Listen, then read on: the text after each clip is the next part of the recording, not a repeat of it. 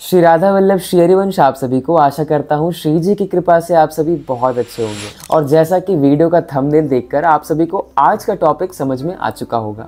आज हम बात करने वाले हैं सभी के दुलारे, सभी के प्यारे परम पूज्य प्रेमानंद जी महाराज के ऊपर कि प्रेमानंद जी महाराज हैं कौन, वो आज जो कुछ भी है उसके पीछे का कारण क्या है, उसके पीछे की कथा क्या है, वो कहाँ से आए, उनके माता पिता का नाम क्या था, उनका पूर्व नाम क्या है। ऐसे कई सारे प्रश्न आज उनके भक्तों और उनके सुनने वाले श्रद्धालुओं के मन में उमड़ते हैं। पर आज इस वीडियो के थ्रू आपके सारे संशय लगभग दूर हो जाएंगे। श्री जी के बल से और श्री जी की कृपा से जितना मुझे पता है उतनी जानकारी मैं आप तक पहुंचाने का प्रयास करूंगा। राधे राधे आप सभी को। मेरा नाम है आदर्श तिवारी और मैं आप सभी का स्वागत करता हूँ अपने इस यूट्यूब चैनल पे। अगर आप सभी मेरे चैनल पे नए हो तो इस वीडियो को एंड तक जरूर देखना, अगर आपको बाबा के जीवन चरित्र के बारे में जानना हो तो। बाकी बिना समय व्यर्थ किए हम शुरू करते हैं अपनी वीडियो को। भक्ति में कितनी शक्ति है, कलयुग में इसका जीता जागता उदाहरण है श्री प्रेमानंद जी महाराज। प्रेमानंद जी महाराज राधा रानी के परम भक्तों में से एक है। प्रेमानंद महाराज जी की भक्ति का ही असर है कि इतने सालों से किडनी की समस्या होने के बाद भी वे रोजाना अपने भक्तों और श्रद्धालुओं को दर्शन देने के लिए आश्रम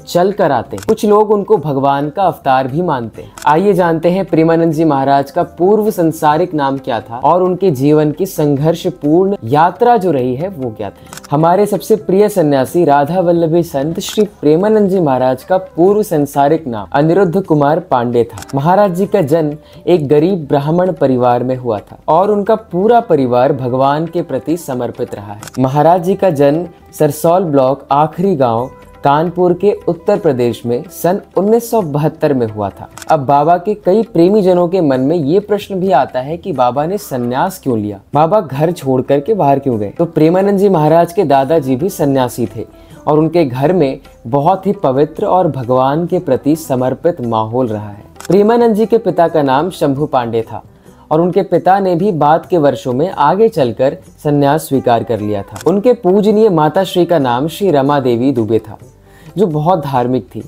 और सभी संतों का बहुत ही सम्मान किया करती थी। उनके माता पिता दोनों ही नियमित रूप से मंदिरों और अन्य धार्मिक स्थलों में संत सेवा किया करते थे। महाराज जी के एक बड़े भाई भी हैं। घर में पवित्र माहौल ने प्रेमानंद बाबा के मन में आध्यात्मिक ज्योति को और भी बढ़ा दिया। प्रेमानंद महाराज जी ने बहुत ही कम आयु में पूजा पाठ करना प्रारंभ कर दिया था। बचपन में 5वीं कक्षा में ही प्रेमानंद बाबा ने भगवत गीता पढ़ना शुरू कर दिया था। छोटी सी उम्र में ही महाराज जी ने जीवन के हर एक पहलुओं के बारे में सोचना शुरू कर दिया था। बाबा ने कई बार अपने प्रवचनों में ऐसा कहा है कि एक बार उनके मन में ऐसा प्रश्न आया कि क्या माता पिता हमारे जीवन के अंत काल तक हमारे साथ रहेंगे, क्या वो हमारे साथ हमेशा रहेंगे। वह लगातार आध्यात्मिकता की तलाश करने लगे। हर क्षण उनके दिमाग में एक नया प्रश्न जागता था कि वह कौन है, कहाँ से आए, उनका लक्ष्य क्या है, किसकी प्राप्ति करने के लिए ये मनुष्य जीवन मिला। ऐसे न जाने कितने प्रश्न बाबा के मन में आने लग गए। आखिरकार प्रेमानंद जी महाराज ने 9वीं कक्षा में ही आध्यात्मिक जीवन जीने और ईश्वर तक पहुंचने का मार्ग ढूंढने का फैसला किया। वे इस नेक काम के लिए अपने परिवार से अलग होने के लिए भी तैयार थे। जिस वक्त महाराज जी ने यह फैसला किया उस वक्त महाराज जी की आयु सिर्फ 13 वर्ष की थी। घर छोड़ने से एक रात्रि पूर्व प्रेमानंद बाबा ने अपनी माता जी से कहा था कि माँ मैं घर छोड़कर चला जाऊंगा, पर उनकी माता जी को ये मजाक लगा। उन्होंने सोचा कि अभी इनकी बाल्यावस्था है, शायद इसलिए ये मजाक कर रहे हैं। पर दूसरी सुबह ठीक 3 बजे वह सभी को छोड़कर अकेले वैराग्य के मार्ग पे निकल गए। युवावस्था में ही घर त्यागने के बाद उन्होंने नैष्ठिक ब्रह्मचर्य की दीक्षा ग्रहण कर ली थी। संत के रूप में उनका नया नाम श्री आनंद स्वरूप ब्रह्मचारी था और इसके बाद उन्होंने आजीवन संन्यास ले लिया था। महाकाव्य को अपनाने के बाद उन्हें और एक नया नाम मिला जो स्वामी आनंद आश्रम। महाराज जी ने अपने प्रवचनों में कई बार इस बात का जिक्र किया है कि वे अपने प्रारंभिक जीवन में भगवान शिव के भक्त थे। वह भगवान शिव के शिक्षाओं का पालन किया करते थे। उन्होंने कभी भी आश्रम या पदानुक्रमित जीवन को स्वीकार नहीं किया। उन्होंने अपने जीवन का अधिकांश जीवन अकेले और दिव्य संतों के साथ मिलकर बिताया। संत के रूप में बाबा ने कभी भी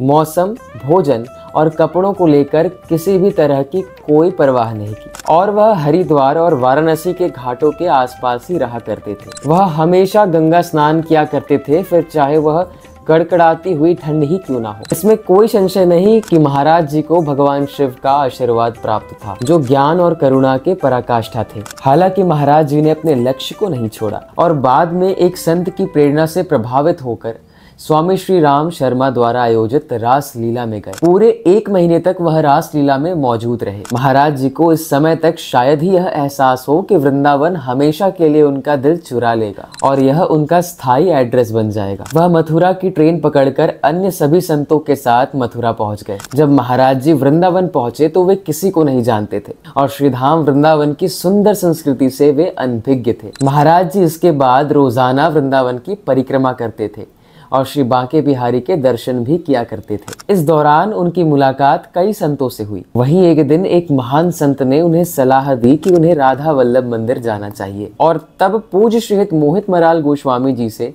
प्रेमानंद बाबा ने दीक्षा के लिए संपर्क किया और उनके शरणागत हुए। इसके बाद महाराज जी अपने वर्तमान सदगुरुदेव पूज्य श्रीहित गौरांगी शरण जी महाराज से मिले। सहचरी भाव के सबसे प्रसिद्ध और सम्मानित संतों में से एक थे। प्रेमानंद जी महाराज ने 10 वर्षों से भी अधिक अपने गुरु सदगुरुदेव भगवान की सेवा की। अपने सदगुरुदेव और श्री वृंदावन धाम की अहेतु की कृपा और आशीर्वाद से बाबा शीघ्र ही पूर्णतः सहचरी भाव में खो गए और श्री राधा रानी के चरण कमलों में उनकी अटूट भक्ति विकसित हो गई और वह श्री राधा रानी के दिव्य शक्ति के अंश बन गए। आज श्री प्रेमानंद जी महाराज के प्रवचनों को सुनकर लाखों लोग का जीवन परिवर्तन हो रहा है। लाखों लोग अपने जीवन में गंदे आचरणों और अपने गंदे व्यसनों को त्याग कर राधा रानी के मार्ग में आगे बढ़ रहे हैं। प्रेमानंद जी महाराज के प्रवचनों को सुनकर आज के युवा भक्ति मार्ग पर चल रहे हैं, भक्ति मार्ग पर अग्रसर हैं। तो ये थी प्रेमानंद जी महाराज की जीवन कथा। श्री जी के बल से और उनकी कृपा से